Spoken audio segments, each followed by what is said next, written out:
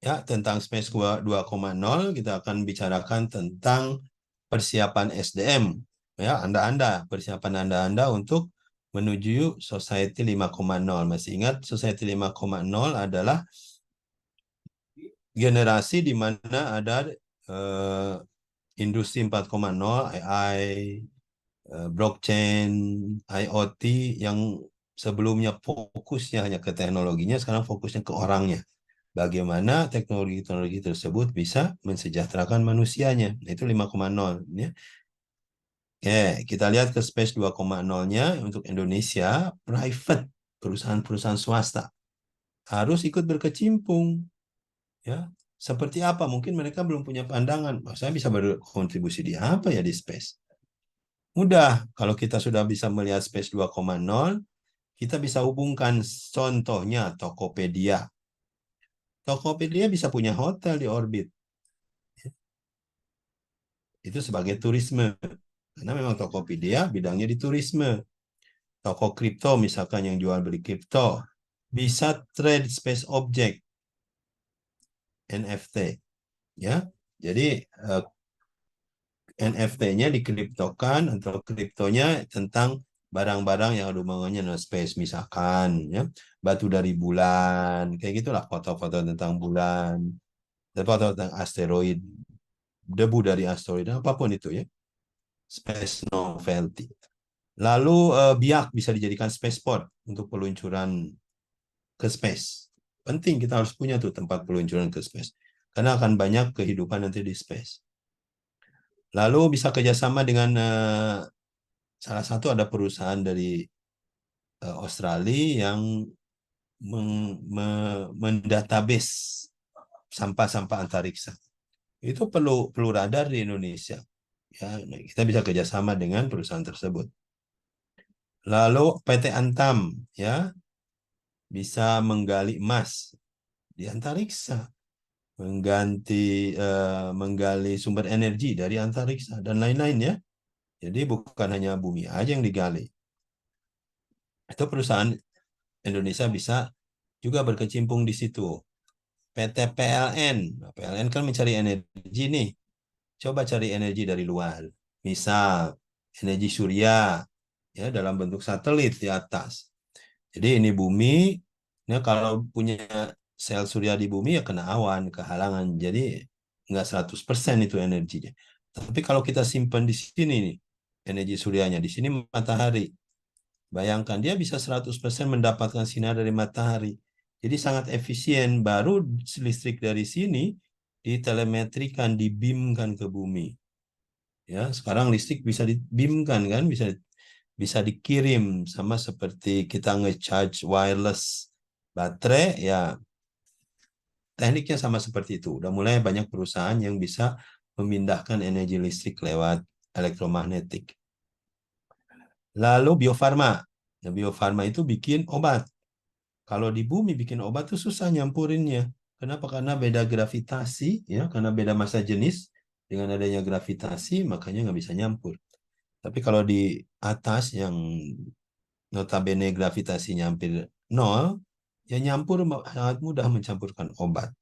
Jadi bikin pabrik di sana akan lebih efisien, lebih menguntungkan.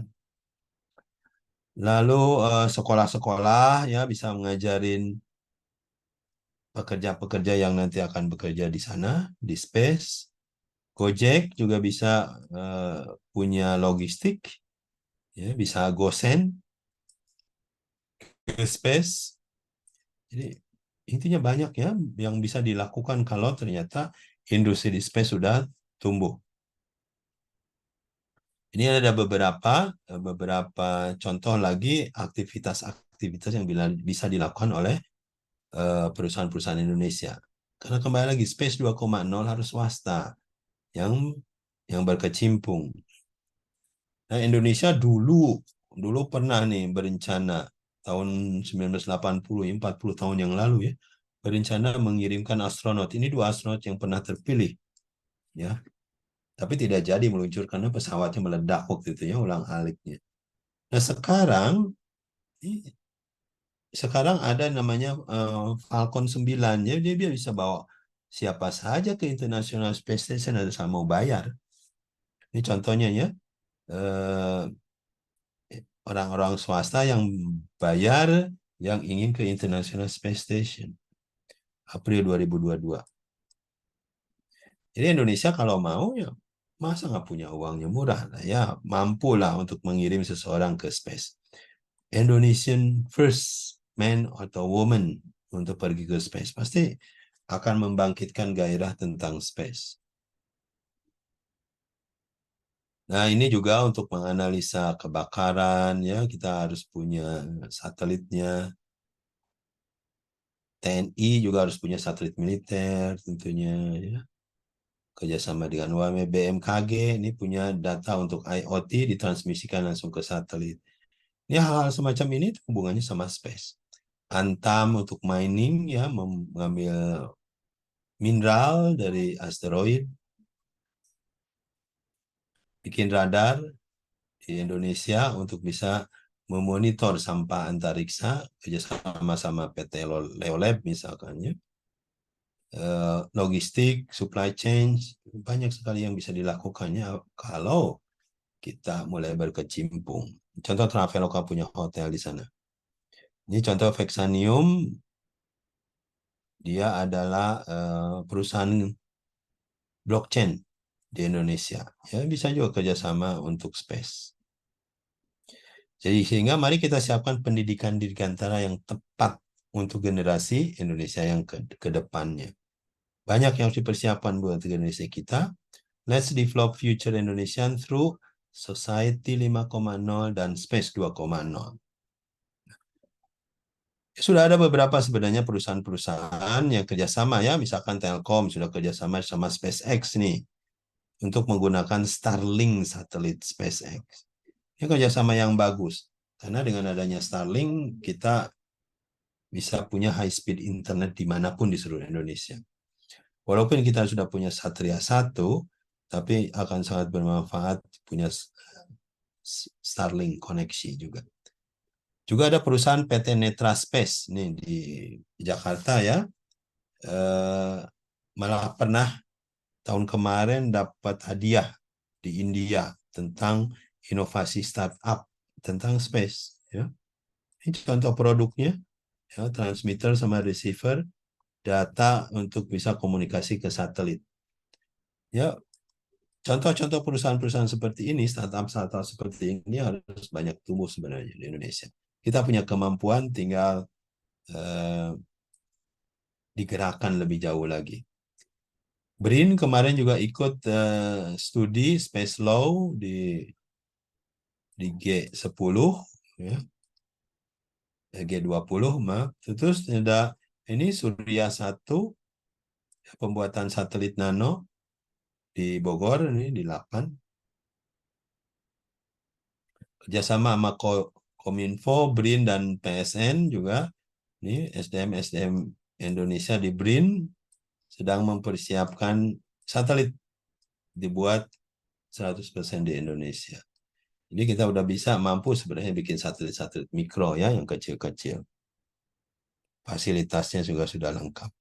Ini ada contoh, ada program dari BRIN untuk Nusantara Satelit Konstelasi. Jadi ada banyak sekali satelit yang dibuat untuk bisa berhubungan satu sama lainnya, bisa memberikan data-data buat keadaan Indonesia.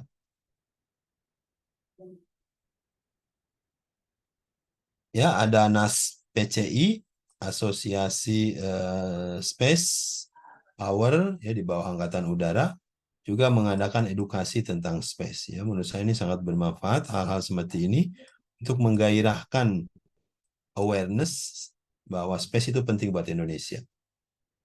Nah, Anda yang punya background di Dirgantara harus menjadi ujung tombak itu untuk mensosialisasikan space ya, baik dalam bentuk riset, dalam bentuk startup, ya dalam bentuk kerjasama apapun itu. Ya, saya harap sih Anda menggunakan Space 2.0 sebagai sarana ya untuk bisa memanfaatkan space. Oke, jadi itu intinya, ingat-ingat society 5,0 dan space 2,0. Dua kata itu harus menjadi pegangan buat Anda mempersiapkan diri menjadi tim yang unggul ya. Harus bertim, harus kerjasama, jangan sendirian. Menjadi tim yang unggul untuk kebangkitan di antara kita. Ini banyak buku-buku tentang Space 2,0 khususnya. Space Baron, Space is Open for Business, Space Billionaire, SpaceX, Space Economy ya. Silahkan mana yang menarik buat Anda pelajari. Ya, mudah-mudahan menjadi pegangan lah ya untuk kedepannya, terutama di era digital. Ya, karena era digital itu ya intinya adalah Society 5,0 dan Space 2,0. Ya, dua hal itu yang harus diingat terus. Oke, silakan ada pertanyaan.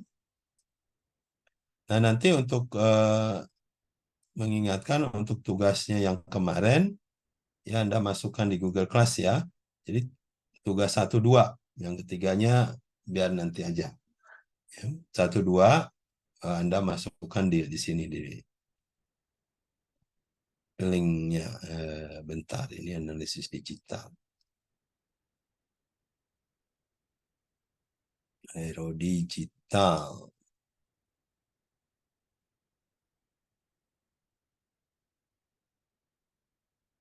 Ya, ada tulisan tugas 1, 2, dan 3. Silakan Anda udah ada masukin. So, Mas Gali. Oke. Izin, Pak. Ya, Buat tugas yang keduanya itu ditulis tangan apa diketik ya, Pak? diketik lah ya.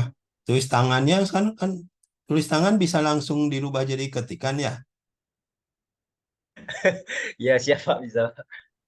Bisa masuk ke Bard ya, masuk ke Siap, Pak. Bard di foto, lalu itu udah Bardnya langsung berubah ke teks tuh. Kalau Anda udah biar dibikinnya pakai tulis tangan ya sudah dipoto, nanti suruh Bard bikin ke teks. Kalau Anda nggak Siap, mau Pak. nge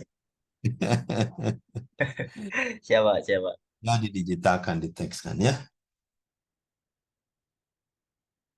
Oke, oke pertemuan kita sampai di sini aja. Nanti kita ketemu lagi hari Minggu ya. Sampai sekalian kita bicara tentang jadwal tesisnya ya. Udah dibikin kan? Siaplah punya waktu seminggu sampai minggu depan.